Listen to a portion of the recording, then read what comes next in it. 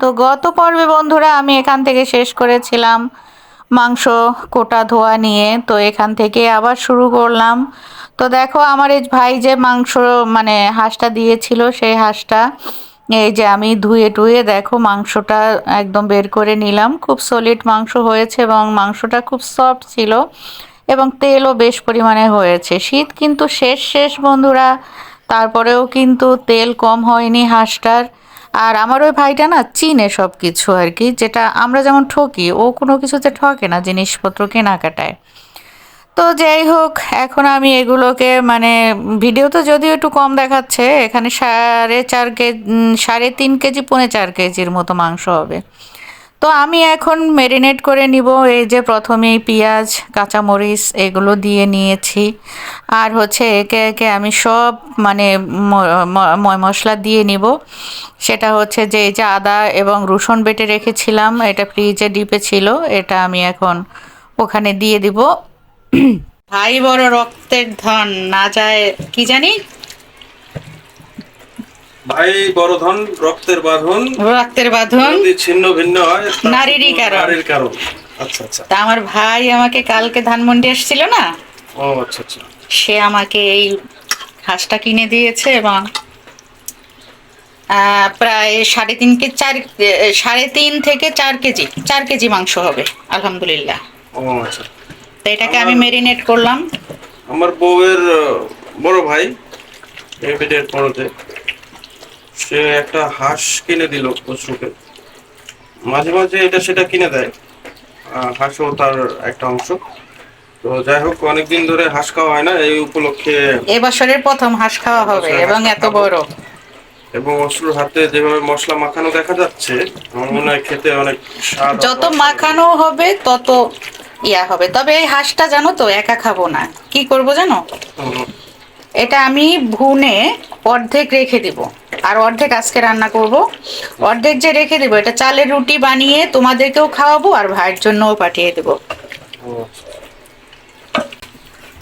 যাই হোক, এখন ভাইয়ের হাতের ভাইয়ের হাঁস পেয়ে রান্না করতে গিয়ে কেমন লাগছে তোমার অনুভূতি? অনেক তৃপ্তি, বোঝানো যাবে না, একমাত্র বোনেরাই বুঝতে পারে। আচ্ছা আচ্ছা। যাক, যুগে যুগে এরকম সব বোনের জন্য এরকম আশীর্বাদ হিসেবে ভাই থাকে, অনেক আনন্দে জীবন কাটুক।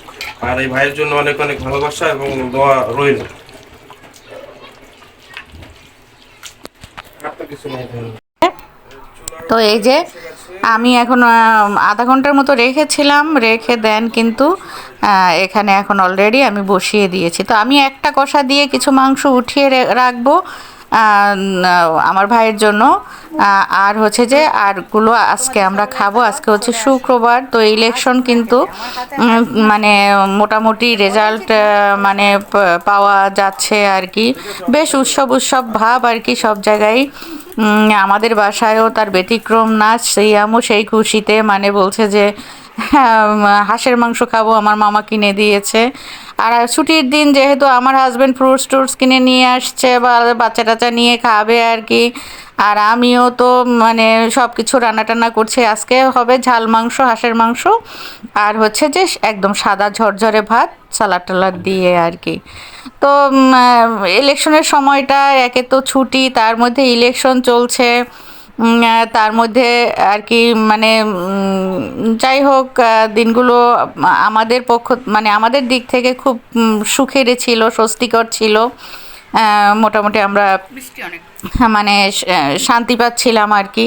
আর বারে বারে টিভির সামনে টিভি ছেড়েই রেখেছিলাম, রান্না করছি ওদিকে জোরে জোরে টিভি ছেড়ে রেখেছি যাতে শুনতে পাই কি হচ্ছে না হচ্ছে, খবর ছেড়ে রেখেছি। তো এভাবেই আমাদের দিনগুলো কাটছিল। আর বুয়া ওই যে রুটি রুটি বানিয়ে রেখেছিল, সব ঘরের কাজ টাজ একদম কমপ্লিট। এখন রান্না হলেই জাস্ট খাওয়া দাওয়া আর কি, খাওয়া দাওয়ার পর্ব। আর এদিকে ওয়েদারটাও এরকম না শীত না মানে গরম, খুব সুন্দর একটা ওয়েদার মানে বইছিল, খুবই ভালো লাগছিল। আর আমাদের রোমান্টিক কিছু মুহূর্ত আমরা একটু ধরে রেখে দিলাম। এই যে দুজনেই মানে গোসল টোসল করে ভাত খাবো আর কি। তো আর একদিকে মাংস কষাচ্ছিলাম আর কি। তো যাই হোক, একদম মাংস দিয়ে খাবো, কোনো সবজি না হলে তো ভাল লাগে না, এই জন্য আর কি কপি নিয়েছিলাম। কপি রান্না করব হচ্ছে চিংড়ি মাছ দিয়ে। তো এভাবেই আর কি কেটে যাচ্ছে আমাদের দিনগুলো, মানে ছুটির দিনগুলো। আর প্রিয়ন্তী তো ও পাশে ঘুমোচ্ছে, ওর তো ঘুমের টাইম টেবল ঠিক নাই। এই যে দেখো আমার হাজব্যান্ড, সে কিন্তু আমার হেল্পিং হ্যান্ড চলে এসছে। সে কিন্তু নামাজের জন্য তৈরি হয়ে, গোসল টোসল করে নামাজের জন্য তৈরি হয়ে আমাকে বলল যে তুমি একটু রেডি হও, আমি তোমাকে নিয়ে একটু মানে বানাবো, ভিডিও বানাবো আর কি। ও তো টুকটাক ছাড়ে, ওর ওর আইডির নাম হচ্ছে মীর তৌফিকুর রহমান সাজু। তো ও টুকটাক ভিডিও ছাড়ে আর কি। তো সেই অনুযায়ী ওর কথা মতো আর কি আমিও একটু রেডি হয়ে নিলাম, রেডি হয়ে দেন হচ্ছে যে ওর সাথে কিছু ভিডিও ফুটেজ আর কি মানে বানালাম আর কি। আর দেখো বন্ধুরা, আমার পাখিরা কিন্তু ওই যে খেয়ে যাচ্ছে, আমি খাবার দিয়েছি ওদেরকে। ছুটির দিনটা যেন ওরাও সুন্দরভাবে কাটায়, খাওয়া দাওয়া বেশ পরিমাণে দিয়েছি। তো যাতে সব পাখিরা, যত পাখি আছে আসুক আমার কাছে, কিন্তু তত পাখি তো আসে না। আর এই যে দেখো, তোমাদেরকে যেটা দেখাতে চাচ্ছি সেটা হচ্ছে যে আমের বোল আর কি। তো আমের ফুলটা হচ্ছে যে ফুটেছে, তোমাদের দেখাতে পারছি না, মানে ঘ্রাণে মৌ মৌ করছে। কয়েকটা মাত্র ফুল দেখো ঘ্রাণে মৌ মৌ তো করছে। আমি তাহলে আজকে একটু গ্রামের পরিপাটি অবস্থা লাগছে কি? হয়তো তোমাদের কাছে, কারণ কি জানো, আমার জামাই আমাকে লাল লিপস্টিক পরিয়েছে ভিডিও বানাবে এই জন্যে। তো রান্না বান্না ওদিকে চলছে, করছি। আজকে একটু আর্লি শেষ করব রান্না বান্না, তারপরও 3টা বেজে যাবে আর কি। তো আশা করি তোমরা যে যেখানে আছো না কেন ভালো আছো, সুস্থ আছো। ঢাকায় থাকি চ্যানেল থেকে তোমাদেরকে জানাচ্ছি অনেক অনেক শুভেচ্ছা এবং ভালোবাসা বন্ধুরা। আমি সাবিনা তোমাদের সাথে আছি ঢাকা থেকে। তো তোমরা সম্ভব হলে আমার এই ভিডিওগুলো একটু সাবস্ক্রাইব, মানে চ্যানেলটা একটু সাবস্ক্রাইব করে দিও, ভিডিওগুলো লাইক করে দিও। খুব ভালোবেসে কাজগুলো করি, তোমাদের রেসপন্স পেলে খুব ভালো লাগে।